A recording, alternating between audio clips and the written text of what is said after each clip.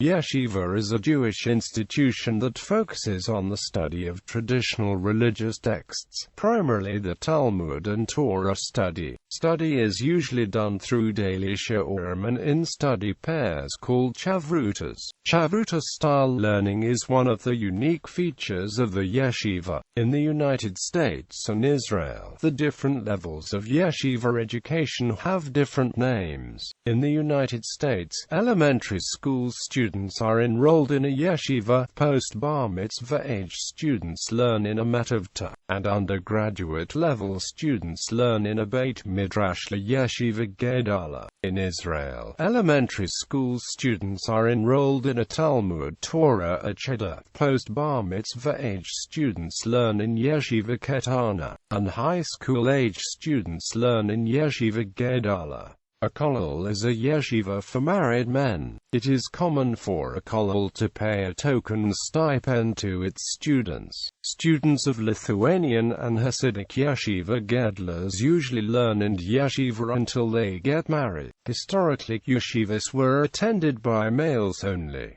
Today, all non-Orthodox and a few modern Orthodox yeshivas are opened even to females. Although there are separate schools for Orthodox women and girls, yeshivas for women do not follow the same structure or curriculum as the traditional yeshiva for boys and men. Etymology. Alternate spellings and names include yeshiva, matavta and mesivta, Beth Midrash, Talmudical Academy, Rabbinical Academy, and Rabbinical School. The word yeshiva, lit. Sitting, is applied to the activity of learning in class, and hence to a learning session. The transference in meaning of the term from the learning session to the institution itself appears to have occurred by the time of the great Talmudic academies in Babylonia, Sura and Pumbedita, which were known as Shteh ha-Yeshivot, the two colleges. History. Origins. The Mishnah tractate Megillah mentions the law that a town can only be called a city if it supports 10 men to make up the required quorum for communal prayers. Likewise, every Beth Din was attended by a number of pupils up to 3 times the size of the court. These might be indications of the historicity of the classical yeshiva. As indicated by the Talmud, adults generally took off 2 months a year, Elul and Adar, the months preceding the pilgrimage festivals of Sukkot and Pesach, called Yachai to study. The rest of the year they worked. Geonic period. The Geonic period takes its name from Gaon, the title bestowed on the heads of the 3 yeshivas in existence from the 3rd to the 13th century. The Geonim acted as the principals of their individual yeshivot, and as spiritual leaders and high judges for the wider communities tied to them. The yeshiva conducted all official business in the name of its Gaon, and all correspondence to it from the yeshiva was addressed directly to the Gaon. Throughout the Geonic period there were 3 yeshivot. These were named for the cities in which they were located: Jerusalem, Sura, and Pumbedita. The yeshiva of Jerusalem would later relocate to Cairo, and the yeshivot of Sura and Pumbedita to Baghdad, but retained their original names. Each Jewish community would associate itself with one of the 3 yeshivot. Jews living around the Mediterranean typically followed the yeshiva in Jerusalem, while those living in the Arabian Peninsula and modern-day Iraq and Iran typically followed one of the 2 yeshivot in Baghdad. There was, however, no requirement for this, and each community could choose to associate with any of the yeshivot. The yeshiva served as the highest educational institution for the rabbis of this period. In addition to this, the yeshiva wielded immense power as the principal body for interpreting Jewish law. In this regard, the community saw the Gaon of a yeshiva as the highest judge on all matters of Jewish law. Each yeshiva ruled differently on matters of ritual and law. The other yeshivot accepted these divisions, and all 3 ranked as equally orthodox. The yeshiva also served as an administrative authority in conjunction with local communities, by appointing members to serve as the head of local congregations. Those appointed as the head of a congregation would serve as a go-between for the local congregation and the larger yeshiva it was attached to. These local leaders would also submit questions to the yeshiva to obtain final rulings on issues of dogma, ritual, or law. Each congregation was expected to follow only one yeshiva to prevent conflict with different rulings issued by different yeshivot. The yeshivot were financially supported through a number of means. There were fixed, but voluntary, yearly contributions made to the yeshivas. These annual contributions were collected and handled by the local leaders appointed by the yeshiva. Private gifts and donations from individuals were also common, especially during holidays, and could consist of money or goods. The yeshiva of Jerusalem was finally forced into exile in Cairo in 1127, and eventually dispersed entirely. Likewise, the yeshivot of Sura and Pumbedita were dispersed following the Mongol invasions of the 13th century. After the scattering of the yeshiva, education in Jewish religious studies became the responsibility of individual synagogues. No organization ever came to replace the three great yeshivot of Jerusalem, Sura and Pumbedita. Post-Geonic period to the 19th century. After the Geonic period, Jews went on to establishing more yeshiva academies in Europe and in northern Africa. One of these include the Cairo Yeshiva in Spain that was established by Chashil ben El-Chanan in 974. Traditionally, every town rabbi had the right to maintain a number of full-time or part-time pupils in the town's Beth Midrash. Their cost of living was covered by community taxation. After a number of years, these young people would either take up a vacant rabbinical position elsewhere or join the workforce. Lithuanian yeshivas organized Torah study was revolutionized by Rabbi Chaim Volozhin, a disciple of the Vilna Gaon. In his view, the traditional arrangement did not cater for those who were looking for more intensive study. With the support of his teacher, Rabbi Volozhin gathered a large number of interested students and started a yeshiva in the town of Volozhin. Although the Volozhin yeshiva was closed some 60 years later due to the Russian government's demands for the introduction of certain secular studies, a number of yeshivot opened in other towns and cities, most notably Slabodka, Panevėžys, Mir, Brisk, and Telz. Many prominent contemporary yeshivot in the United States and Israel are continuations of these institutions and often bear the same name. In the 19th century, Rabbi Israel Salantu initiated the Musar movement in non-Hasidic Lithuanian Jewry, which sought to encourage yeshiva students and the wider community to spend regular times devoted to the study of Jewish ethical works. Concerned by the new social and religious changes of the Haskalah and emerging political ideologies such as Zionism, that often opposed traditional Judaism, the masters of Musar saw a need to augment Talmudic study with more personal works. These comprised earlier classic Jewish ethical texts, as well as a new literature for the movement. By focusing the student on self-understanding and introspection, often with profound psychological insight, the spiritual aims of Judaism could be internalized. After early opposition, the Lithuanian yeshiva world saw the need for this new component in the curriculum, and set aside times for individual Musar study and Musar talks.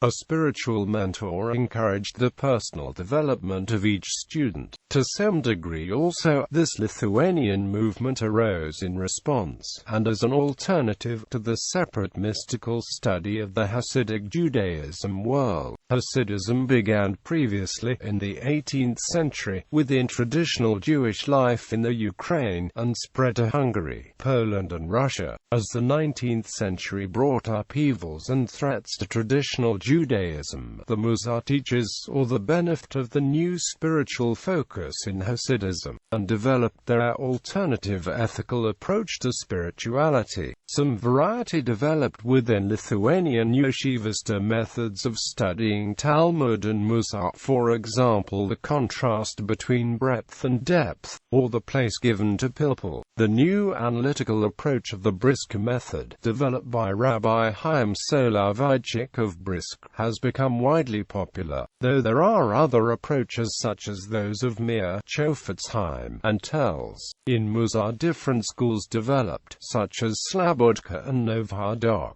Though today a decline in devoted spiritual self-development from its earlier intensity has to some extent leveled out the differences. Hasidic yeshivas. With the success of the yeshiva institution in Lithuanian Jewry, the Hasidic world developed their own yeshivas in their areas of Eastern Europe. These comprised the traditional Jewish focus on Talmudic literature that is central to Rabbinic Judaism, augmented by study of Hasidic philosophy. Examples of these Hasidic yeshivas are the Chabad Lubavitch Yeshiva system of Tom Temimim, founded by Shalom Dov Schneerson in Russia in 1897, and the Chachmai Lublin Yeshiva established in Poland in 1930 by Meir Shapiro, who is renowned in both Hasidic and Lithuanian Jewish circles for initiating the Daf Yomi daily cycle of Talmud study. In many Hasidic yeshivas, study of Hasidic texts is a secondary activity, similar to the additional Musar curriculum in Lithuanian yeshivas.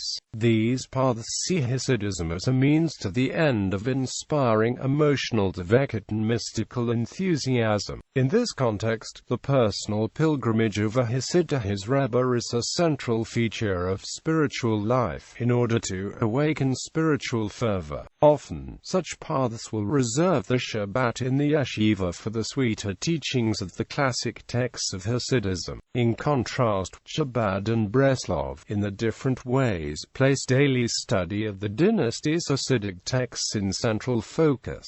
Illustrative of this is Shalom Dov Schneerson's wish in establishing the Chabad Yeshiva system, that the students should spend a part of the daily curriculum learning Chabad Hasidic texts with pilpul. Pilpul is the in-depth analytical investigation of a topic traditionally reserved for the profound nuances of Talmudic study. The idea to learn Hasidic mystical texts with similar logical profundity derives from the unique approach in the works of the Rebs of Chabad, initiated by its founder Schneur Zalman of Liadi, to systematically investigate and articulate the Torah of the Baal Shem Tov in intellectual forms. Further illustrative of this is the differentiation in Chabad thought between general Hasidism's emphasis on emotional enthusiasm and a Chabad ideal of intellectually reserved ecstasy. In the Breslov movement, in contrast, the daily study of works from the imaginative, creative radicalism of Rabbi Nachman of Breslov awakens the necessary soulfulness with which to approach other Jewish study and observance.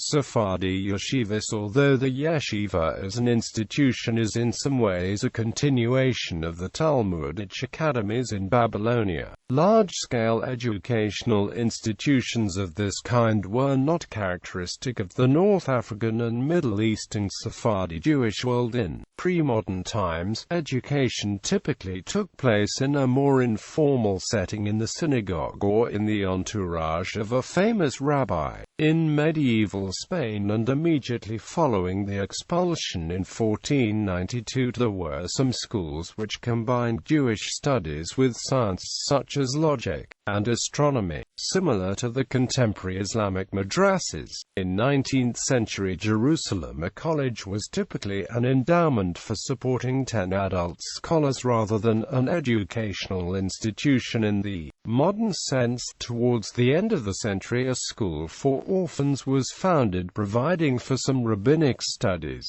Early educational institutions on the European model were Beth Silka, founded in 1870 as Iraq, and Porat Yosef Yeshiva, founded in Jerusalem in 1914. Also notable is the Bet El Yeshiva, founded in 1737 in Jerusalem for advanced Kabbalistic studies. Later Sephardic yeshivot are usually on the model either of Porat Yosef or of the Ashkenazi institutions. The Sephardic world has traditionally placed the study of esoteric Jewish mysticism in a more mainstream position than in the European Ashkenazi world. This difference of emphasis arose in reaction to the historical events of the Sabbatian heresy in the 17th century, that suppressed widespread study of Kabbalah in Europe in favor of the strength of rabbinic Talmudic study. In Eastern European Lithuanian life, Kabbalah was reserved for an intellectual elite, while the mystical revival of Hasidism articulated Kabbalistic theology through Hasidic thought. These factors did not affect the Sephardi Jewish world, which retained a wider connection to Kabbalah in its traditionally observant communities. With the establishment of Sephardi yeshivas in Israel after the immigration of the Arabic Jewish communities there, some Sephardi yeshivas incorporated study of more accessible Kabbalistic texts into the curriculum. Nonetheless, the European prescriptions to reserve advanced Kabbalistic study to mature and elite students also influence the choice of texts in such yeshivas. Conservative movement yeshivas. In 1854, the Jewish Theological Seminary of Breslau was founded. It was headed by Zecharias Frankel, and was eventually viewed as the first yeshiva associated with conservative Judaism. In subsequent years, conservative Judaism established a number of other institutions of higher learning that emulate the style of traditional yeshivas in significant ways. However, many do not officially refer to themselves as yeshivas, and all are open to both women and men, who study in the same classrooms and follow the same curriculum. Students may study part-time, as in a kollel, or full-time, and they may study lishmara towards earning rabbinic ordination. Non-denominational or mixed yeshivas. Non-denominational yeshivas and kollels with connections to conservative Judaism include Yeshivat Hadar in New York, the leaders of whom include Rabbinical Assembly members Eli Kanfer and Shai Hel. The Rabbinical School of the Academy for Jewish Religion in California is led by conservative Rabbi Mel Gottlieb. The faculty of the Academy for Jewish Religion in New York and of the Rabbinical School of Hebrew College in Newton Center, Massachusetts also includes a large number of conservative rabbis.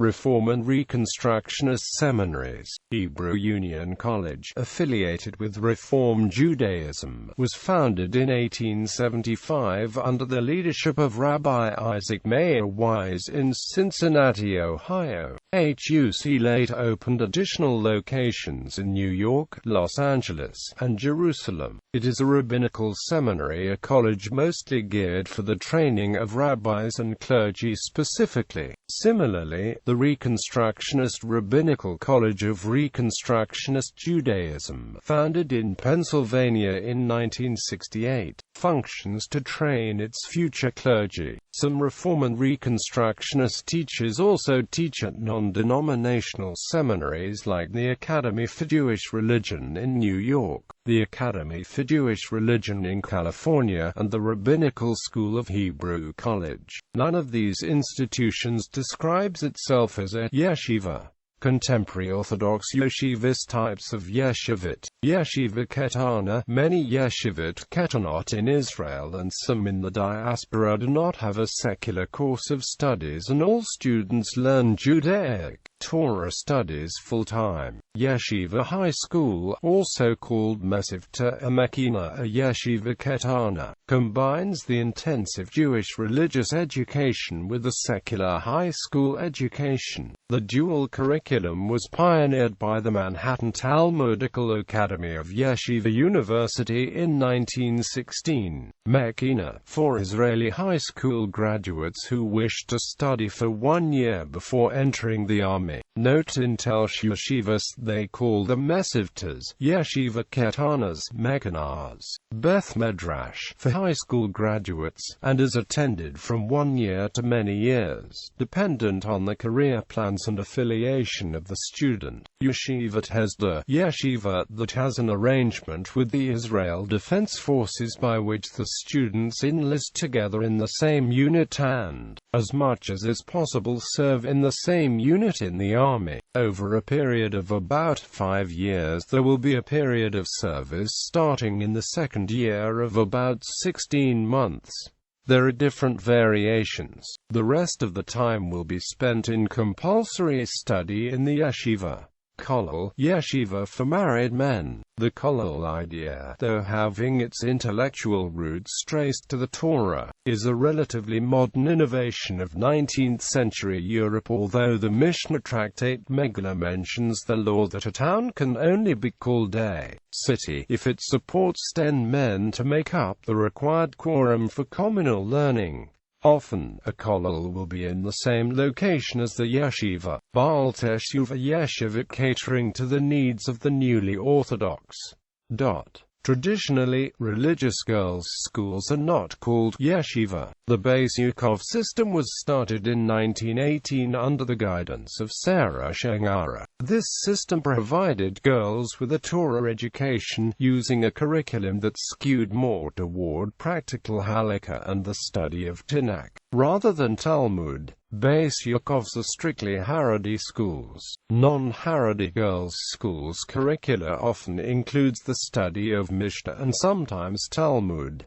They are also sometimes called yeshiva. Post-high schools for women are generally called seminary or midrashah. Curriculum. Learning at an Orthodox yeshiva includes Torah study, the study of rabbinic literature, especially the Talmud, and the study of responsa for Jewish observance, and alternatively ethical or mystical texts. In some institutions, classical Jewish philosophy texts or Kabbalah are studied, or the works of individual thinkers. Non-Orthodox institutions offer a synthesis of traditional and critical methods, allowing Jewish texts and tradition to encounter social change and modern scholarship. The curriculum focuses on classical Jewish subjects, including Talmud, Tanakh, Midrash, Halacha, and philosophy, with an openness to modern scholarship. Chavruta-style learning. Yeshiva students prepare for and review the shiur with the chavruta during a study session known as a seder, in contrast to conventional classroom learning, in which a teacher lectures to the student and the student repeats the information back in tests. Chavruta-style learning challenges the student to analyze and explain the material, point out the errors in his partner's reasoning, and question and sharpen each other's ideas, often arriving at entirely new insights of the meaning of the text. A chavruta helps a student keep his mind focused on the learning, sharpen his reasoning powers, develop his thoughts into words, organize his thoughts into logical arguments, and understand another person's viewpoint. Chavruta-style learning tends to be loud and animated, as the study partners read the Talmudic text and the commentaries aloud to each other and then analyze, question, debate, and even argue the points of view to arrive at an understanding of the text. In the heat of discussion, they may even wave the hands, pound the table, or shout at each other. Depending on the size of the yeshiva, dozens or even hundreds of pairs of chavrutas can be heard discussing and debating each other's viewpoints. One of the skills of chavruta-style learning is the ability to block out all other discussions in the study hall and focus on one's chavruta alone. Academic year In most yeshivot, the year is divided into 3 periods called Zedmanim. Elul Zedman starts from the beginning of the Hebrew month of Elul and extends until the end of Yom Kippur. This is the shortest, but most intense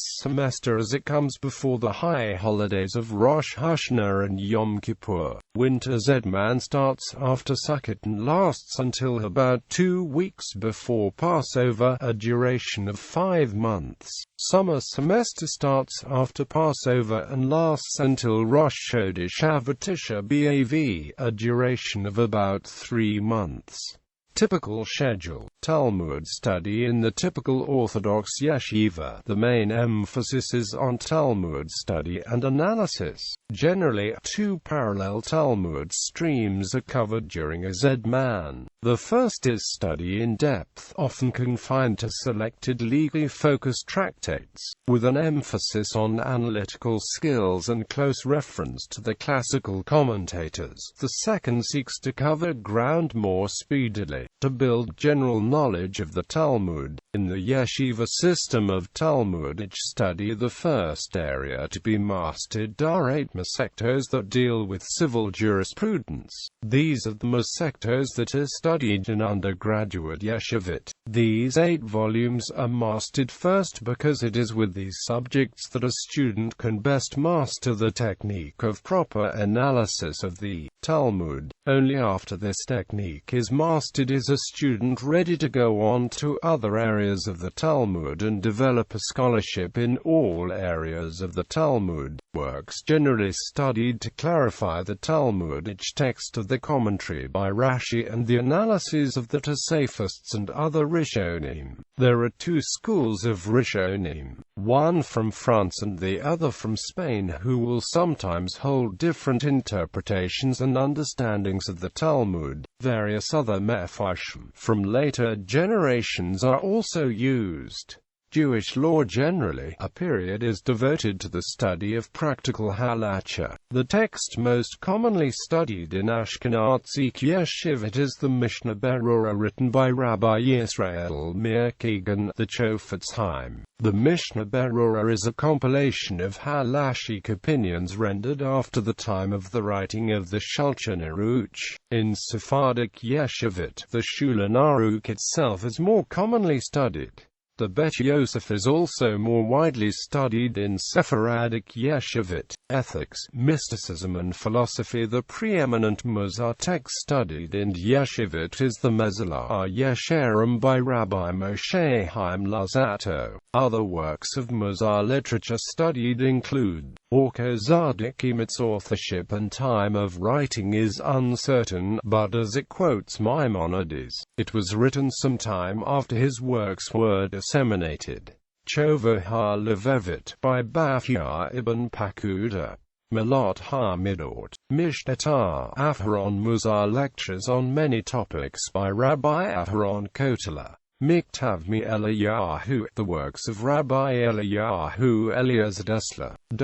Hasidic yeshivot study the mystical, spiritual works of Hasidic philosophy. This draws on the earlier esoteric theology of Kabbalah, but articulates it in terms of inner psychological awareness and personal analogies. This makes Jewish mysticism accessible and tangible, so that it inspires emotional vagus and spiritual contribution to daily Jewish life. This serves some similar purposes to Musar, but through different means and with different contributions to intellectual and emotional life. Chabad yeshivot, for example, study the Tanya, the Likutei Torah, and the voluminous works of the Rebs of Chabad for an hour and a half each morning before prayers, and an hour and a half in the evening. Many yeshivot in Israel belonging to the religious Zionism study the writings of Rav Kook, who articulated a unique personal blend of mysticism, creative exegesis and philosophy.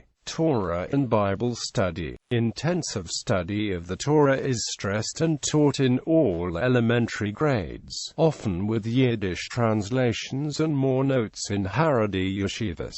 The teaching of Tanakh, Hebrew Bible, is usually only done on the high school level, and students read the weekly Torah portion by themselves. Exceptions of the 5 Megillot and Tehillim. Since their inception, modern Orthodox yeshivot in Israel offer courses in many, if not in most, of the books of Nevi'im and Ketuvim. College credit. Some yeshivas permit students to attend college on a limited basis, and this is facilitated by arrangements for the above study to receive credit towards a degree.